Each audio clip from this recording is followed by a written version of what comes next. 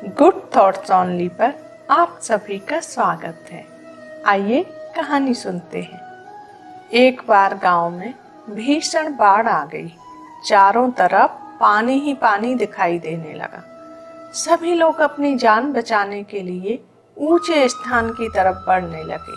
जब लोगों ने देखा कि साधु महाराज अभी भी पेड़ के नीचे बैठे भगवान का नाम जप रहे हैं, तो लोगों ने उन्हें यह जगह छोड़ने की सलाह दी। पर साधु ने कहा, तुम लोग अपनी जान बचाओ, मुझे तो भगवान बचाएगा। धीरे धीरे पानी का स्तर बढ़ गया और पानी साधु की कमर तक पहुंच गया। इतने में वहां से एक नाव गुजरी। मल्लाह ने कहा, हे साधु महाराज, आप आइए, इस नाव में सवार हो जाइए, मैं आपको सुरक्षित स्थान पर पहुंचा दूंगा। नहीं, मुझे तुम्हारी मदद की आवश्यकता नहीं है, मुझे तो मेरा भगवान बचाएगा, साधु ने उत्तर दिया। नाव वाला चुपचाप वहाँ से चला गया। कुछ देर बाद बाढ़ और प्रचंड हो गई। साधु ने पेड़ पर चढ़ना उचित समझा और वहाँ बैठकर ईश्वर को याद करने लगा। तभी अचानक उन्हें गड़गड़ाहट की आवाज सुनाई दी। एक हेलीकॉप्टर उनकी मदद के लिए आ पहुंचा। बचाव दल ने एक रस्सी लटकाई और साधु को उसे जोर से पकड़ने का आग्रह किया, पर साधु फिर बोला, मैं इसे नहीं पकड़ूंगा, मुझे तो मेरा भगवान बचाएगा। उनकी हट के आगे बचाव दल भी उन्हें लिए बगैर वहाँ से चला गया।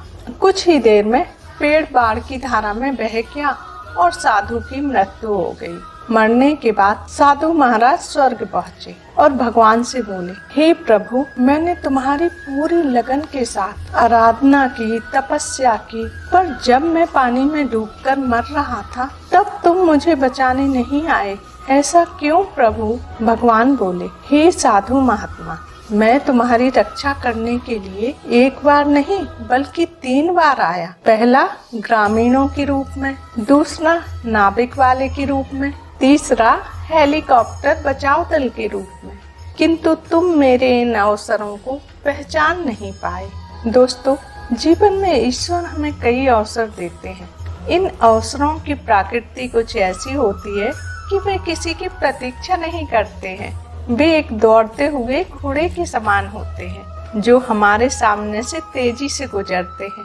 यदि हम उन्हें पहचान कर उनका लाभ उठा लेते हैं तो वे हमारी मंजिल तक पहुंचा देते हैं, अन्यथा हमें बाद में पछताना ही पड़ता है। कहानी यही समाप्त होती है। यदि कहानी आपको पसंद आई हो तो अपने मित्रों में शेयर करना ना भूलिए। मिलते हैं एक नई कहानी के साथ।